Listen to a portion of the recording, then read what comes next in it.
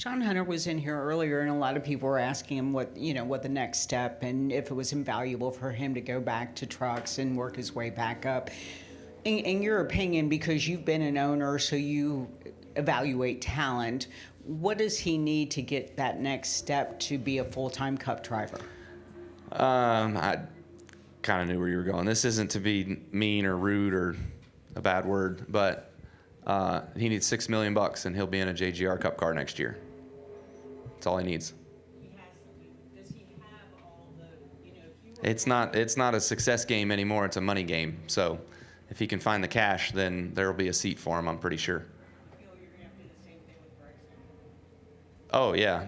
Yeah, I mean, we wouldn't be racing the stuff that he's racing right now as much as he's racing right now if it wasn't for, the Serve Pro sponsorship that we have on Brexton. So there's no question that you have to have funding behind you, because these owners anymore, there's not enough money in the sport that they're making money that they're willing to reinvest it into their talent pool, into their driver pool, and put it out there. So I think Rick is probably the only one with Larson.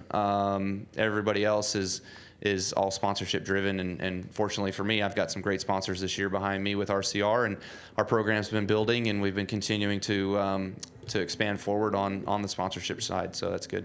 Money aside, does Jay check all the boxes? I'm sorry?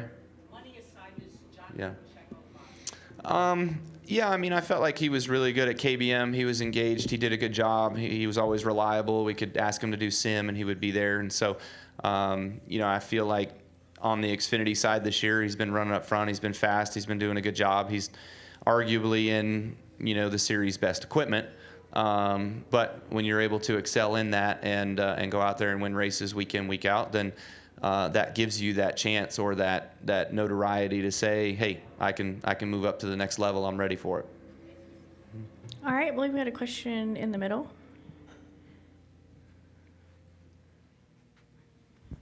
Hey, Kyle. Amy Henderson, Jacobs Media. When you go to the track with Brexton and race, how much of you do you see in his driving style, and what do you maybe wish he'd do different from you when you were coming up through the ranks? Yeah, every driver's different, right? I mean, it doesn't look like it from the outside, but every driver's very different. So he's definitely, if I had to say what's his weakness, he's a little tentative at times, but he's also been aggressive at times and has gotten himself where he might spin somebody out or spin himself out or something, and then he gets sent to the back. So he doesn't want to get sent to the back. So he'd rather, not make a pass and ride in that position than have to go back all the way to the tail of the field. So he's actually a lot smarter than I might give him credit for a lot of times. So he really does do a good job of calculation and thinking through things. But if I could just try to push him a little bit harder, that's to be a little bit more aggressive. But other than that, when he listens, he does a great job. Earlier this year at Millbridge, I think it was race number 2 or 3, he didn't try very hard. So, the word effort and try, we're working on the definitions of what that means. And so he didn't do a good job, and he got his iPad taken away for 2 weeks. And then he went back out the next week, and he asked me, he goes, "Can I have my iPad back?"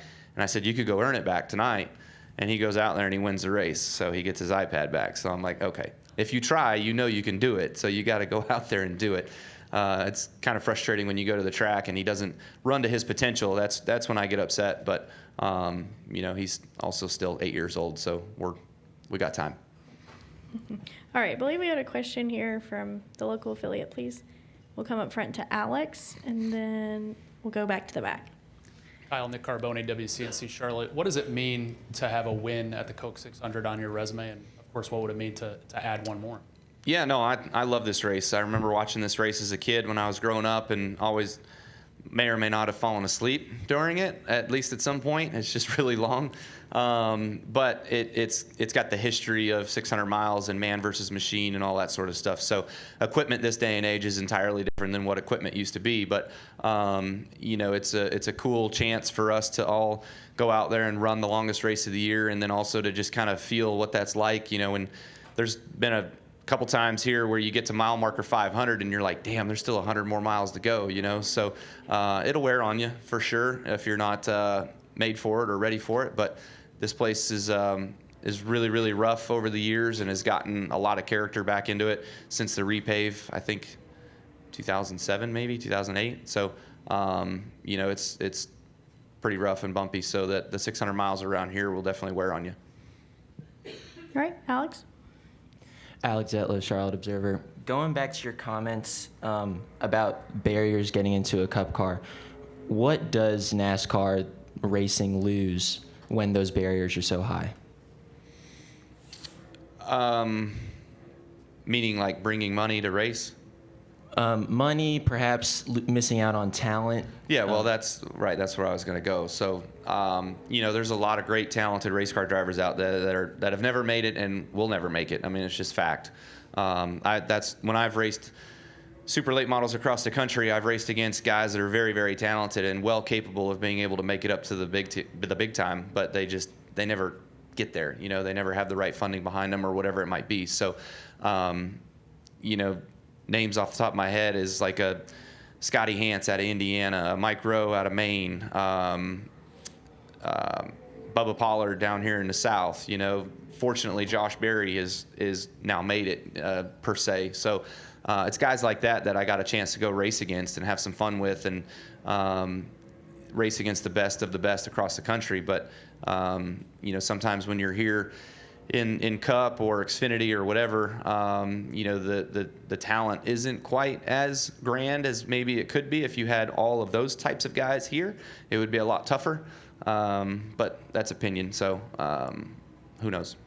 Well, do you think that's a bad thing, or do you think, it's kind of, the difference would be marginal, like negligible? Or do you think it is not good that the best racers in the world are in NASCAR? Well, I felt like you could have a A driver with a B team, and you could make something of that, and now you can, because all the cars are so equal, we go out there and your qualifying is going to be separated by 4 or 5 tenths of a second. I mean, it's so close, and we're all running out there in the race, running the same lap times.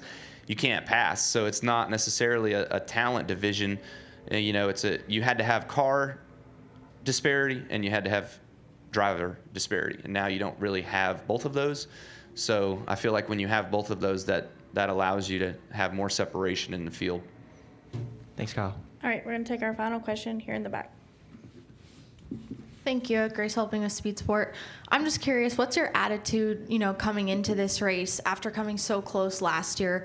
Like, are you still fired up about that finish, or kind of what's the mentality? Yeah.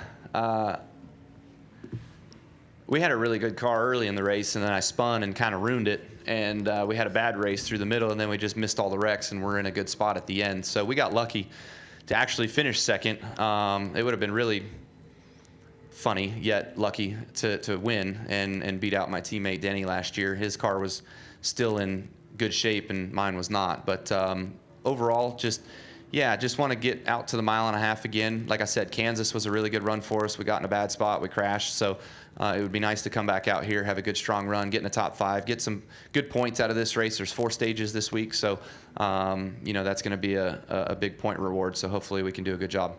Jordan Bianchi, The Athletic.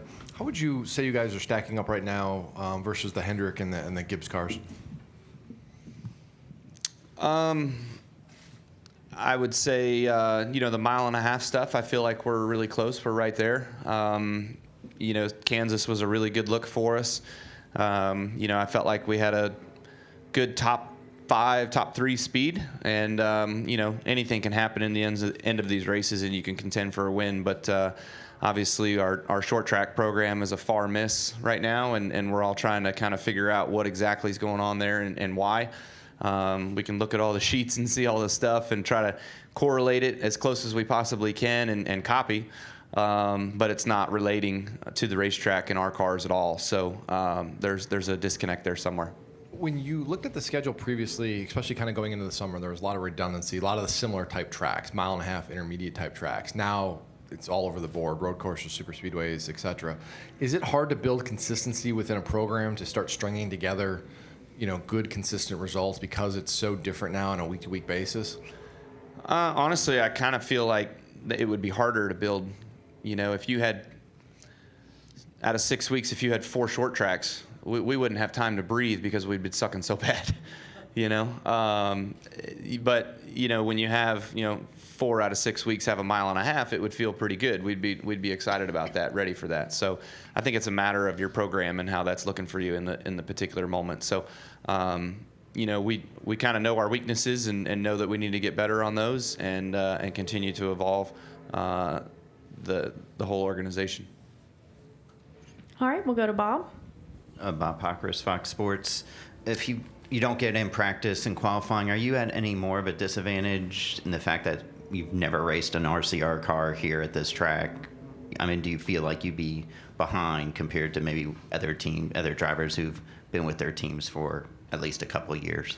Yeah, certainly that could kind of be a little bit of a stance. You know, I would just hope that the sim stuff that we did, as well as the sheets that we're able to see, the notes that we're able to see from the Hendrick guys and whatnot and what they've done, because Kyle tested here.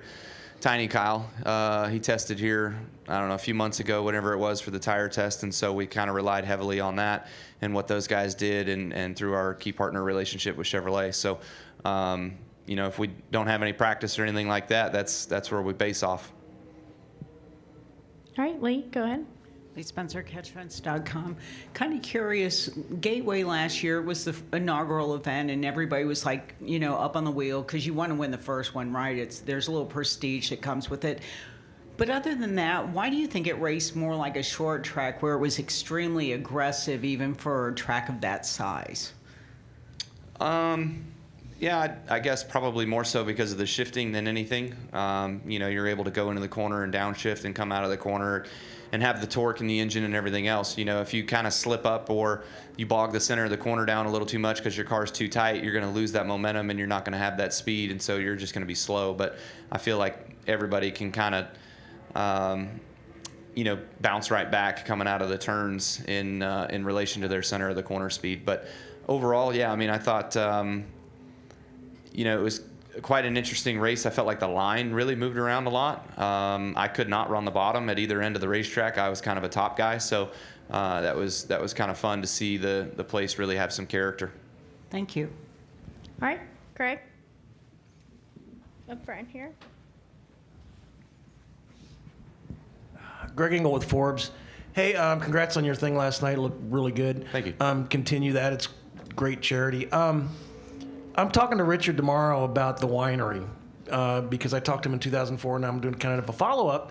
Since you've been involved with RCR and the winery, have you kind of been drawn into that kind of world? Has he taken you there and maybe done some meetings or events? Or what do you think of having something like a winery? Well, that was actually our first meeting that we had when after Austin called me, and it was a time to have a discussion with Richard. That was where we met. So, you know, that was pretty cool. It was my second time being there. First time being there was Dale Jr.'s wedding, and then that was my second time there. And then we've had a couple meetings since, and I invited everybody from RCR's management team and whatnot all out to dinner, and to do a dinner for them. And I wanted to take them somewhere, and Richard insisted that we had to go to the winery. So we ended up going back up there again for that function. But you know, it's a super nice place. It's really pretty up there.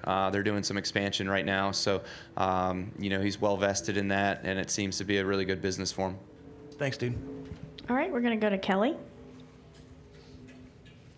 KellyCrownRacer.com. Kyle, it's been a number of years now since the eligibility rules changed with Truck and Xfinity. You're back in the Xfinity car this weekend. I'm curious, with how much we know you love to race, these last couple years being limited so much, do you still feel fulfilled with the racing that you can do, or how much do you still miss not being able to run as much as you'd want to? Yeah, definitely miss being able to run as much as I want to a lot. I would love to have way more truck races, especially, you know, I thought we started out strong and we were going to have a good year with winning at Vegas with the KBM Chevrolets, but unfortunately we've been terrible since, you know, so we're missing something somewhere, and we're trying to figure out why and what. And we have an idea, but we haven't necessarily conquered it yet. So that would be one that I would really like to get back into, would be the truck series and running my own stuff a little bit more, having some more races to kind of just build the program and make sure that we are where we need to be with with our younger drivers, not necessarily having that experience to be able to dictate and tell exactly, what's wrong with our vehicle dynamics, stuff like that. So, yeah, the Xfinity side, I could take it or I could leave it. I enjoy racing anything as much as I can, but triples have, maybe because I haven't done them as much lately, the triple in Vegas was a little bit much. But, if you're back to doing them again more periodically, your body gets used to it. That's how I was early on. When I first started doing triples, it was hard, and then I got used to it, and then it was easy, and now you're kind of back out of it. So it's no different than a workout regimen. You just got to get back in. On the flip side of that, it seems like the last couple of years, though, you've done more away from NASCAR, the dirt stuff, whether it's getting... I have to. What Yeah. other choices do I have? So that's what I wanted to ask. Yeah. How much has that helped that you can at least stay busy somehow, whether it's with Brexton or trying different types of racing, dirt racing stuff? Yeah, right. Thanks. So, that's just kind of it, right? Like Larson can go run 100. I think he's going to run 100 shows this year. And so that's just insane. I think I'm only going to be about 20. But the key reason, or the main reason why I do what I do on the dirt side, is just with Brexton. He gets to go run his go-kart stuff or his junior sprint stuff, and I'll run the micros, and we'll run on the same night. We'll be together. So that's always fun. We've got a big week next week coming up where we're going to go to St. Louis and run at Tri-Cities on Thursday, Doe Run on Friday, and then Wayne County on Saturday, him and me both. So it's going to be a lot of fun to be able to go up there and race those 3 tracks on 3 separate nights and, have a good time running, him and I. All right, we'll go back to Jordan. Jordan Bianchi, The Athletic. Have you done any sim laps for the new Chicago race at all yet? No, not in sim, but iRacing. We did some stuff on iRacing. What were your impressions? Some of the corners were really, really tight, and how they have the walls coming out of the corners, where they had on the sim, it had cones. There's a wall on you're coming down this straightaway, and there's another straightaway there, but the ground, the road is separated with a wall in the middle, and there's cones that are blocking off where they don't want you to go. So I thought that was weird. I'm like, just extend the wall, but maybe they don't want to extend the wall because they need areas for, safety crews to get out. So I'm not the scientist on that. But anyways, it just seemed weird when you're coming around a corner and you got to miss the end of a wall.